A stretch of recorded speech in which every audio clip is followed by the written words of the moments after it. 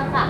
Kan kalau misalkan kita katanya yang aku dengar ya, kalau misalkan naik gunung itu misalnya temen deket pun ketika kita naik gunung dia bisa jadi ternyata dia bisa jadi orang yang begitu nyebelinnya atau Bisa. Karena di gunung itu kita bisa melihat sifat orang. Sebenarnya bukan kita bisa melihat karena kita sosokan, tapi sifat orang itu memang muncul saat di gunung. Ketika mereka capek, kita jadi tahu nih siapa yang hobinya marah-marah kalau lagi capek karena tingkat emosinya naik.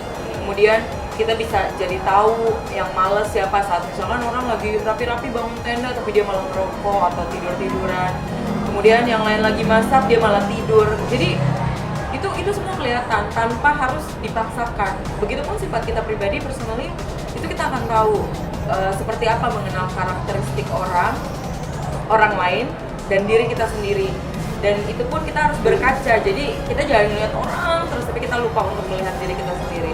Kita compare, bukan maksudnya ngebandingin oh gue lebih hebat, enggak, tapi melihat juga apa yang kurang di dalam diri kita. Jangan kita cuma bisa melihat orang oh dia egois, dia punya makanan ngumpetin terus makan sendiri. Itu banyak yang kayak gitu. Terus dia egois, perlengkapan tim dia nggak mau bawain, dia maunya bawa perlengkapan sendiri, bilang ini tas gue udah berat nih tinggi-tinggi, padahal bohong isinya gitu, cuman tumpukan-tumpukan segala macam.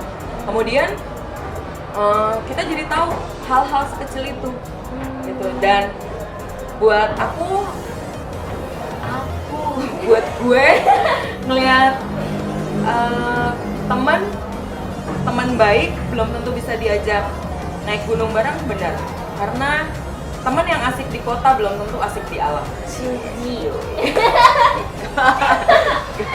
Oh iya, Kak, kalau misalkan untuk latihan fisiknya sendiri gitu, kalau naik gunung itu berapa lama kira-kira? Atau tergantung gunungnya? Gini, buat aku latihan fisik itu kan bagian dari maintain kesehatan. Jadi nggak perlu sampai berotot gitu atau sampai kekar membahana gitu badannya, enggak. Cukup latihan itu secukupnya, seminggu misalkan 2-3 kali olahraganya. Nah itu aja yang di-maintain, Kak. Yang lain lebih banyak lari. Aku lebih senang maintain dengan berenang, karena dengan berenang dari mulai nafas, gerakan kaki, tangan, punggung itu semua bergerak gitu, dan itu bagus banget buat kesehatan kardionya juga bagus. Kemudian selain itu paling aku ikut masuk ala-ala gym, enggak. Aku masuk tempat fitness pun aku cuma pakai stepping atau RPM buat melatih kaki. The rest aku lagi, kalau personally aku ngikutin yoga karena bisa memang semua kesehatan tuh, maksud tuh dari mulai pernafasan, relaksasi itu semua ada di yoga. Sambil tidur. Kakak Teh, Yes. ada nggak sih satu tempat yang pengen banget dikunjungi tapi belum kesampaian sampai sekarang? Ya ampun, semoga ada yang denger ini. Calon suami kakak Abed. Kalau tempat di luar apa di Indonesia nih? Di mana aja? Di mana aja yang pengen banget? Oke. Cita-cita gue salah satunya, bukan cita-cita tapi keinginan, tempat gue pengen banget honeymoon ke Machu Picchu. Honeymoon pacar yang ada.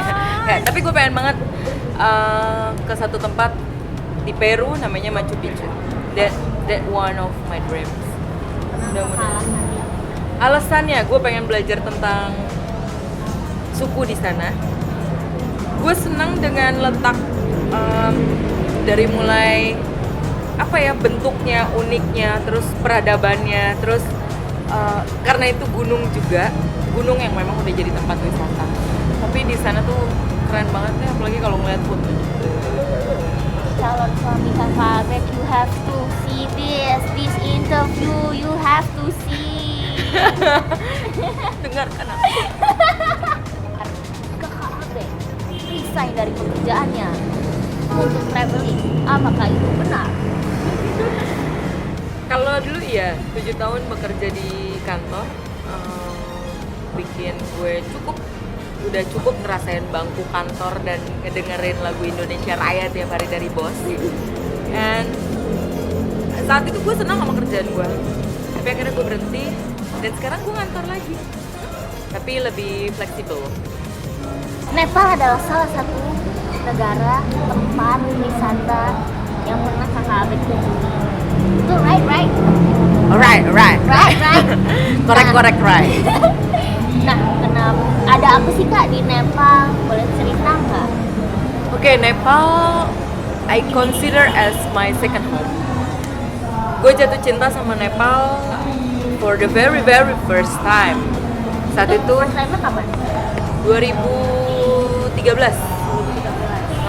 2013 dan gue bisa datang lagi over and over again.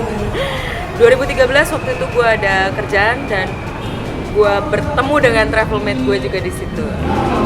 Yang suka di tag-in itu ya? Iya, yang suka jadi tukang foto. Billy siapa? Yes.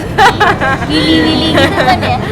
Ya, jadi Nepal itu gue seneng dari mulai suku, kebudayaan, toleransi agamanya yang begitu tinggi, dan pegunungan Himalaya. If you talking about mountaineering, pendaki gunung, rata-rata mereka menaruh destinasinya untuk tujuannya adalah Himalaya. Salah satunya adalah Everest. Everest itu gunung tertinggi, tapi itu bukan tujuan gue. Cuman at the time gue seneng gue bisa datang ke sana dan sampai sekarang nggak pernah bosan diajakin ke sana, pasti gue mau karena gue seneng. Itu tenang di sana tuh, negaranya enak walaupun chaos, tapi ada beberapa hal yang memang bikin nyaman dengan negara itu dan otomatis yang terutama tuh naik gunungnya. Oh my god, so very beautiful. Kalau ditanyain kenapa kau kan Indonesia jauh lebih indah, betul, Indonesia jauh lebih indah, jauh. Tapi mereka kan punya different version, maksudnya punya motif jenis gunung yang berbeda. Di sana pegunungan salju, di sini volcano. Artinya dua hal yang berbeda dan itu yang bisa gue pelajarin. Kalau dibilang sama orang kenapa sih harus keluar negeri gitu, kenapa jatuh cinta sama Nepal? Gue jatuh cinta sama Indonesia.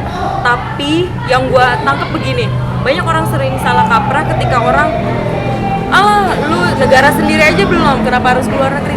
Kenapa nggak dibalik? Kenapa kita nggak belajar dari negara orang yang nggak maju tapi ternyata pariwisatanya jauh lebih maju daripada Indonesia yang negara maju? Jadi gue bisa belajar di Nepal dengan segala keterbatasannya, dengan negara yang bukan maju, tapi mereka punya gunung bersih, jauh dari sampah, kemudian penataan gunungnya, semuanya, every single thing well managed. Kenapa kita nggak belajar dari negara mereka? Buat gue belajar tentang alam itu nggak harus di mana, semua alam itu sama. Indonesia, Nepal, Tibet, segala macam itu semua sama. Jadi kalau kita mau explore, mau belajar itu nggak mengenal tempat. Tapi kalau ditanya, I do love my country a lot. Ini juga. Aku mau nanya Kak Abed, rencana kedepannya mau traveling kemana atau mau ngantor-ngantor cantik aja? Rencana ke depan, kerjaan sih so far so good. Aku masih bisa ngantor, aku masih bisa traveling, aku masih bisa talk show, masih bisa ngadirin berbagi ilmu sama teman-teman. Bisa ketemu JJ, Masih bisa ketemu Centini Allah. Centini Allah, begini ya. Oke, dan rencananya aku masih tetap concern untuk konservasi di 50 taman nasional di Indonesia. Mudah-mudahan doakan. Sekarang taman nasional udah tambah plus Tambora.